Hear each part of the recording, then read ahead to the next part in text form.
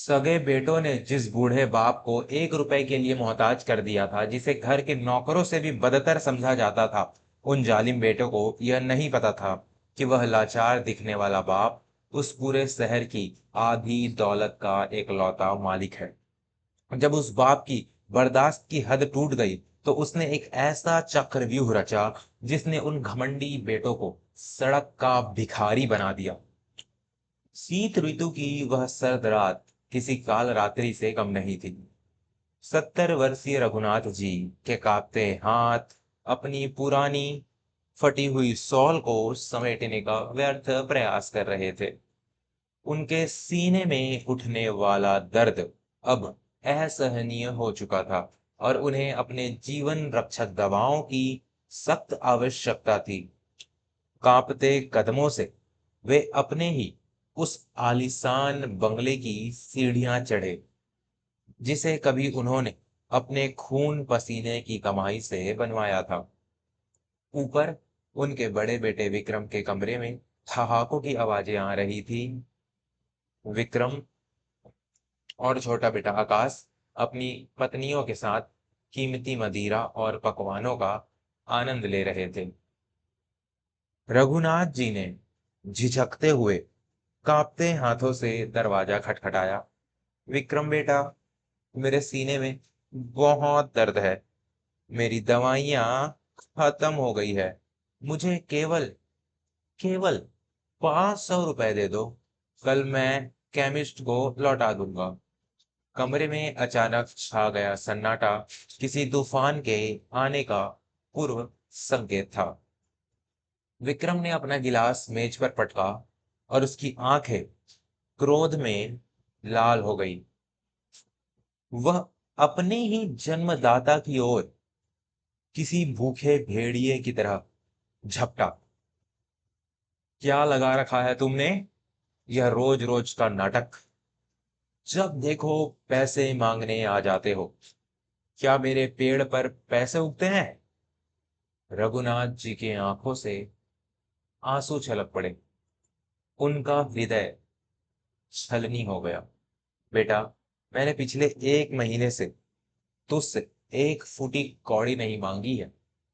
मेरे पास सच में दवा के लिए कुछ नहीं बचा है। तभी पीछे से छोटे बेटे आकाश की कर्कश आवाज गूंजी, जो किसी जहर में बुझे तीर के समान थी। बाबूजी, आपको अब भगवान का नाम लेना चाहिए।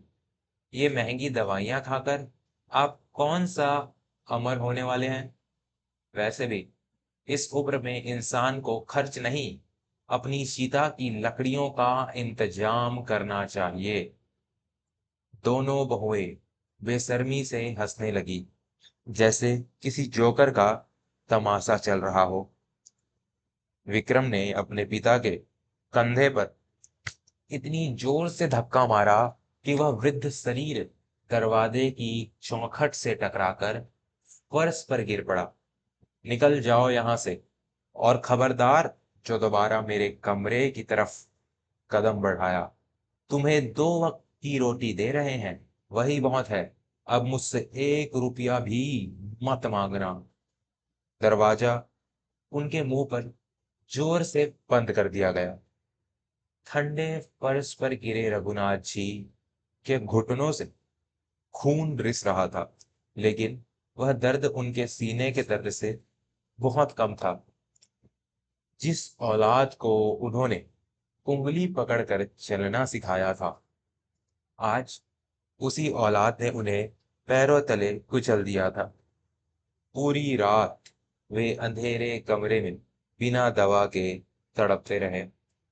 उनकी आंखों से बहते आंसुओं ने उनके भीतर के हर मोह को धो डाला था। उन्होंने अपने बेटों के लिए खुद को तिल तिल कर जलाया था, अपना व्यापार उनके नाम कर दिया था। उन्हें लगता था कि उनके लाल बुढ़ापे में उनकी लाठी बनेंगे, लेकिन वे तो उनकी गर्दन काटने वाले कसाई निकले। अगली सुबह जब सूरज की पहली किरण निकली, तो रघुनाथ जी के भीतर का वह मोहग्रस्त पिता मर चुका था। अब उनकी आंखों में ना तो कोई लाचारी थी और ना ही कोई बेबसी। वहां केवल एक धधकता हुआ ज्वालामुखी था जो प्रतिशोध की आग में उबल रहा था। बेटों को यह घमंड था कि उन्होंने अपने पिता की सारी संपत्ति अपने नाम करवा ली है और अब वह बुढ़ा उनके रहमो करम पर है। लेकिन वे मूर्ख यह नहीं जानते थे कि जो संपत्ति उनके पास थी वह तो रघुनाथ जी के साम्राज्य का मात्र 10% हिस्सा थी।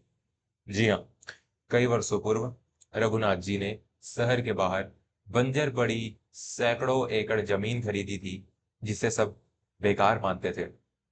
लेकिन आज वही जमीन सरकार की एक नई महापरियोजना के कारण सोने की खदान बन चुकी थी और उस पूरी संपत्ति का मालिकाना हक एक गुप्त ट्रस्ट के पास था जिसके इकलौते अध्यक्ष स्वयं रघुनाथ जी थे। रघुनाथ जी ने अपनी एक पुरानी संदूक से एक डायरी निकाली और अपने सबसे पुराने और वफादार वकील दीनानाथ को बुलाया। दीनानाथ जब उस कमरे में आए और उन्होंने अपने अन्नदाता की यह दुर्दशा देखी तो वे फूट फूट कर रोने लगे। मालिक, यह क्या हो गया? आपने मुझे एक बार आदेश क्यों नहीं दिया?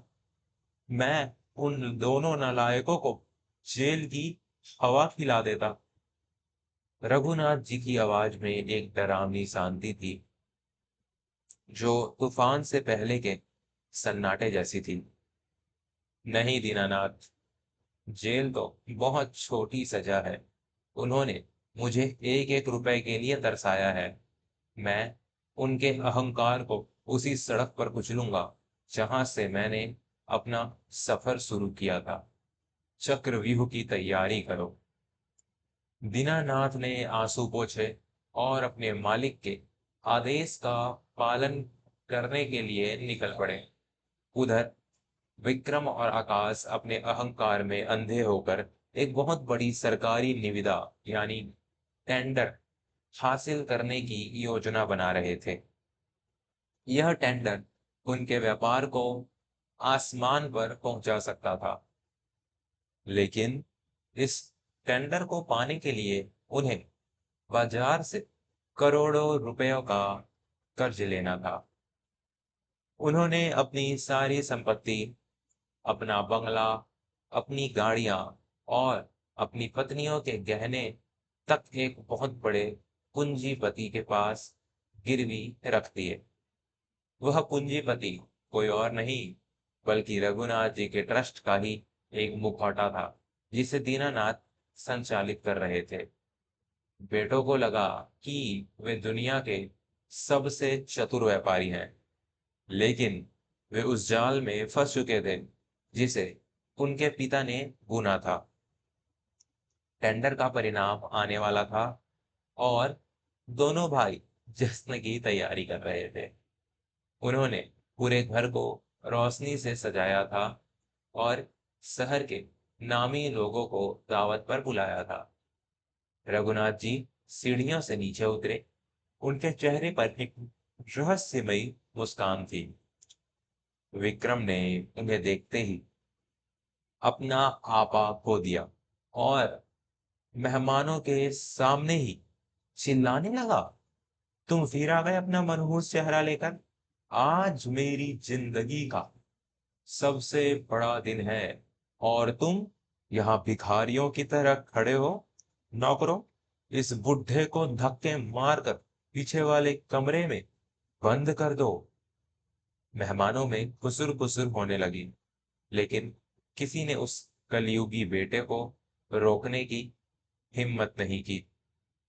रघुनाथ जी बिना कुछ कहे स्वयं ही पलटकर चले गए। उनकी वह खामोशी विक्रम और आकाश के सर्वनाश की उल्टी गिनती थी।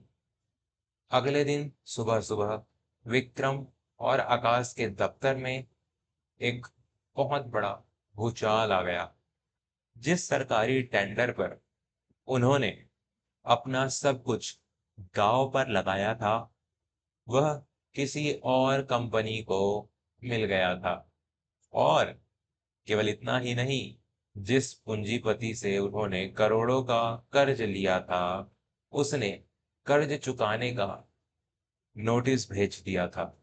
ब्याज इतना अधिक था कि उनका पूरा व्यापार रातों रात दिवालिया हो गया।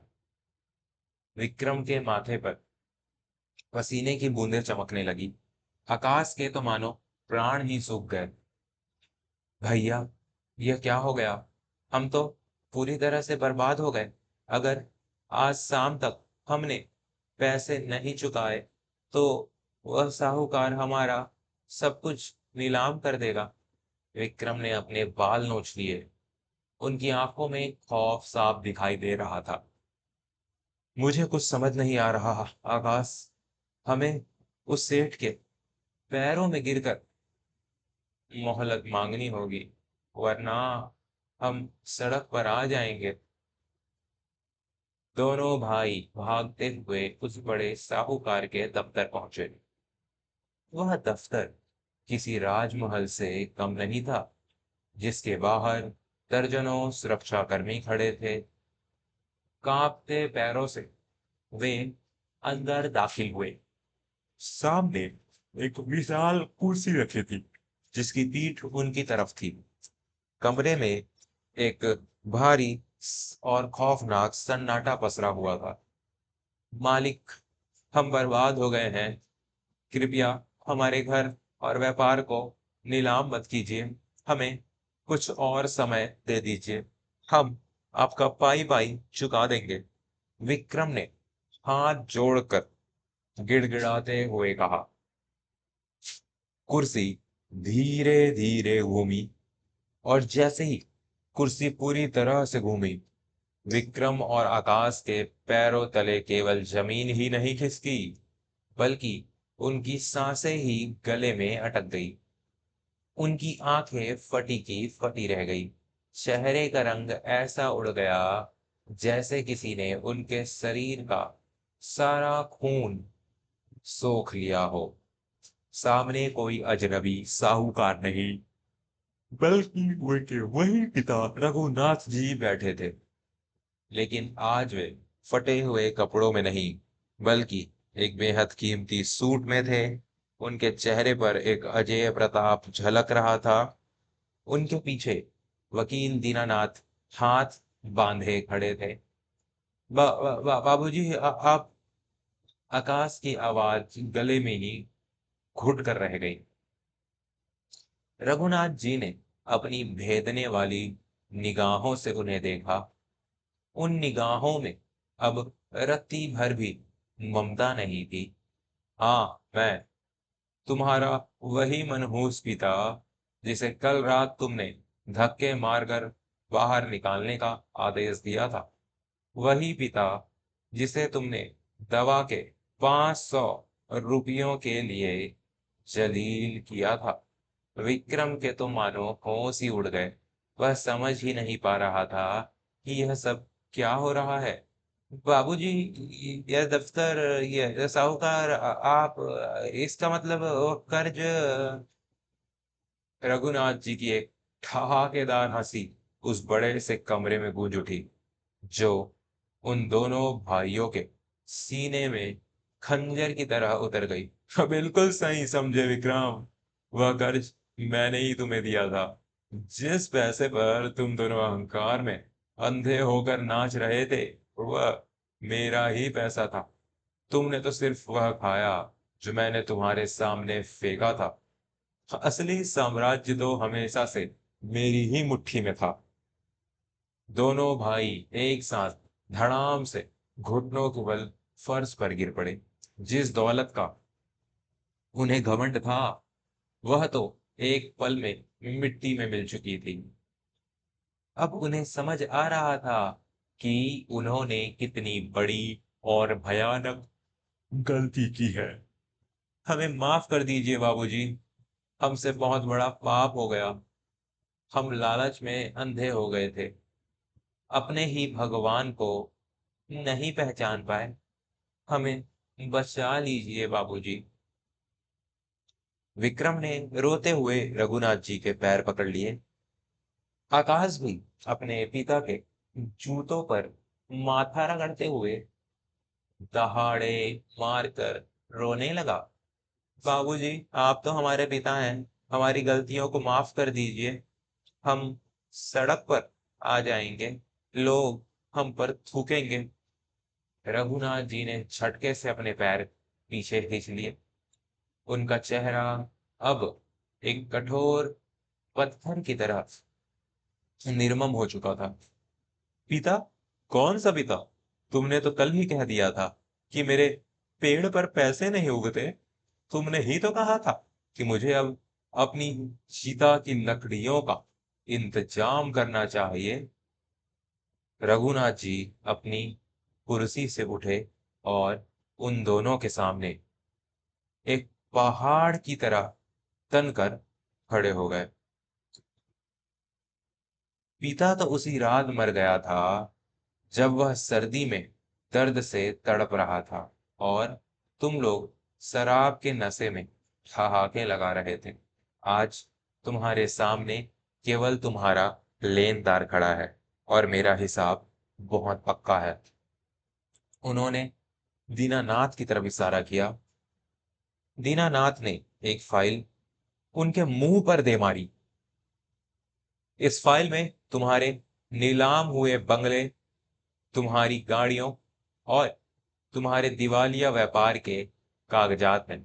तुम्हारे पास जो कपड़े तुमने पहन रखे हैं उसके अलावा अब तुम्हारा इस दुनिया में कुछ नहीं है। विक्रम और आकाश फूट फूट कर रो रहे थे। उनका अहंकार चकनाचूर होकर राख बन चुका था। आज उन्हें पता चल रहा था कि किसी को मोहताज करने का दर्द क्या होता है। रहम कीजिए बाबूजी, हमारी पत्नियां, हमारा परिवार, हम कहाँ जाएंगे? रघुनाथ जी की आवाज में कोई कंपन नहीं था, केवल एक बर्फ जैसी ठंडक थी। जहां जाना है जाओ, सड़क पर कटोरा लेकर बैठो या किसी ढाबे पर बर्तन मांजो, मुझे कोई फर्क नहीं पड़ता। जिस घर से तुमने मुझे निकाला था, आज वह घर मेरा है। सुरक्षा कर्मियों, इन भिखारियों को मेरे दफ्तर से बाहर फेंक दो। रघुनाथ जी का आदेश मिलते ही हष्ट पुष्ट सुरक्षा कर्मियों ने विक्रम और आकाश को कॉलर से पकड़ा और घसीटते हुए बाहर की तरफ ले जाने लगे। वे दोनों चीख रहे थे, गिड़गिड़ा रहे थे, लेकिन उनकी सुनने वाला वहां कोई नहीं था। उन्हें ठीक वैसे ही धक्के मारकर सड़क पर फेंक दिया गया जैसे उन्होंने अपने पिता को फेंका था। धूल और मिट्टी में सने हुए वे दोनों भाई उस चिलचिलाती धूप में सड़क पर पड़े थे। उनके पास न एक रुपया था, न सिर छुपाने की कोई जगह। रघुनाथ जी अपनी विशाल कांच की खिड़की से उन्हें सड़क पर तड़पते हुए देख रहे थे। उनकी आंखों में आज कोई आंसू नहीं था, बल्कि एक असीम शांति थी। उन्होंने अपने बुढ़ापे का सम्मान वापस छीन लिया था। यह ईश्वर का न्याय था, यह कर्मों का फल था। इंसान को कभी भी किसी मजबूर और बेबस को इतना नहीं सताना चाहिए कि उसका दर्द भगवान तक पहुंच जाए। क्योंकि जब ऊपर वाले की लाठी चलती है तो उसमें आवाज नहीं होती, लेकिन उसकी चोट इंसान की 7 पुश्तों को याद रहती है। आज उन घमंडी बेटों को पाई पाई को मोहताज करके उस लाचार बाप ने अपना सारा हिसाब बराबर कर लिया था।